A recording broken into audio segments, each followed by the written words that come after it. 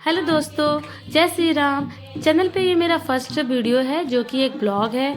तो वीडियो पसंद आए तो प्लीज़ मेरे चैनल को सब्सक्राइब, लाइक, कमेंट कर देना, क्योंकि अच्छे अच्छे से वीडियो मैं आपके लिए इस चैनल पे लाती रहूँगी। सो फ्रेंड, वीडियो स्टार्ट करते हैं।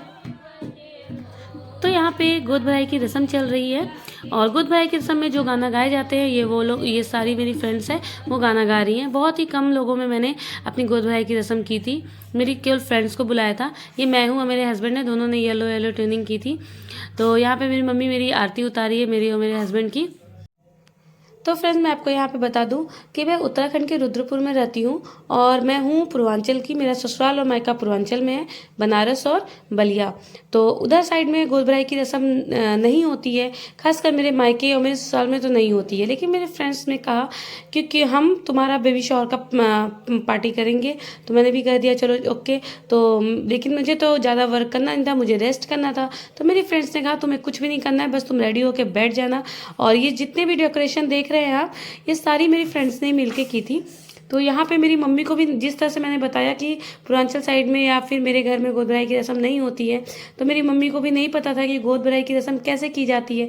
तो जिनके साइड होती है गोद भराई की रस्म, उन्होंने बताया कि इस तरह से किया जाता है। और ये है मेरी ननद, और ये भी कुछ रस्में निभा रही हैं मेरी गोद भराई में, जैसे कि ये मखाने हैं, ये सब मेरी झोली में डालेंगी। और मैं बता दूं कि ये मेरा 9th मंथ चल रहा है। 9th मंथ में 4-5 दिन ऊपर गए थे, तब मैंने ये बेबी शावर का किया था प्लान।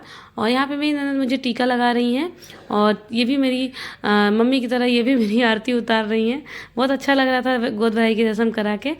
और क्योंकि बताया मैंने आपको कि मैंने मेरे साइड में नहीं, हमारे साइड नहीं होती है। मैंने अभी तक गोद भराई की रस्म सिर्फ अपनी ही देखी है, और क्योंकि होती नहीं है। और टीवी और सीरियल्स में मैंने, मूवीज़ में भले देखी होंगी, लेकिन सामने से मैंने नहीं देखा था। तो इस तरह से ये सब मेरी फ्रेंड्स हैं। और ये है मेरी मम्मी। आप तो मिल चुके, मम्मी से बता चुकी हूँ कि आरती उतार रही थी मेरी मम्मी। तो 7 मंथ में मैं गोद भराई की रस्म करना चाह रही थी, पर मुझे तबीयत ख़राब हो गई थी, तो जिसकी वजह से मुझे एडमिट होना पड़ा था। तो फिर मैंने नहीं किया। फिर मैंने बोला सब ठीक रहे तो फिर मैं 9th मंथ में कर लूँगी, क्योंकि गोद भराई की रस्म 5, 7 और 9th में किया जाता है। तो इसलिए तय हुआ, क्योंकि मेरी पूरी प्रेगनेंसी जर्नी में मुझे काफ़ी बेड रेस्ट टाइप में, मतलब बहुत ज़्यादा बेड रेस्ट नहीं कहा था, लेकिन रेस्ट करने को कहा था, बिल्कुल बेड रेस्ट नहीं था। तो मैं ज़्यादातर रेस्ट ही करती थी और ना बाहर वार क्यों नहीं जाती थी, क्योंकि आगे आपको पता चलेगा क्या रीज़न था मेरे क्यों इतना तबीयत ख़राब रहता था, क्यों मेरी पूरी प्रेगनेंसी में मैंने रेस्ट किया। ठीक है, ये है ननद, कुछ शगुन वगैरह दे रही हैं। और यहाँ पे मेरी मम्मी मेरे कान में कुछ, मतलब गोद भराई के रस्म में जो प्रेग्नेंट लेडी होती है उसके कानों में कुछ ना कुछ अच्छी बातें कही जाती हैं बच्चे को लेके। तो सब ने अच्छी अच्छी बातें करी यहाँ पे। मेरी ननद भी कुछ अच्छी सी बातें अपनी मेरी बेबी के लिए ब्लेसिंग दे रही थी। और ये दोनों देख रहे हैं मेरे हस्बैंड के गोद में बैठे हैं, ये मेरी ननद की बेटियाँ हैं। एक का नाम मयूरिका है, एक का नाम निहारिका है।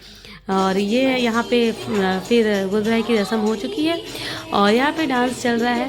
मेरी फ्रेंड्स लोग यहाँ पे डांस कर रही हैं, सब बहुत मस्ती कर रहे थे। यहाँ पे मैंने डबल रिकॉर्डिंग किया। यहाँ मैं खुद को भी देख रही थी और मेरी फ्रेंड्स को देख रही थी। गाने अच्छे अच्छे लगा के काफ़ी देर तक खूब डांस हुआ यहाँ पे।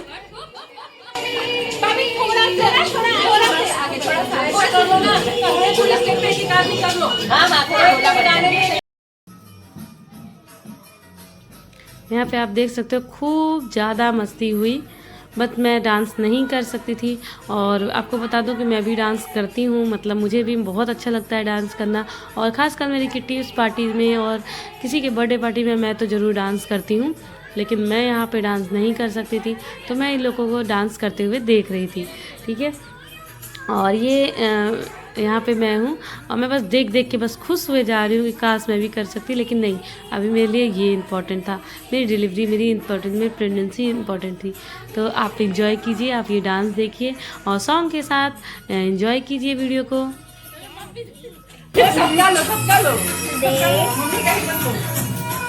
आंटी का भी आना चाहिए। हाँ, आ रहा है।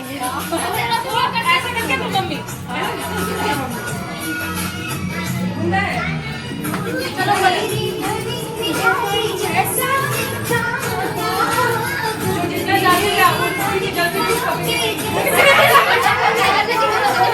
जल्दी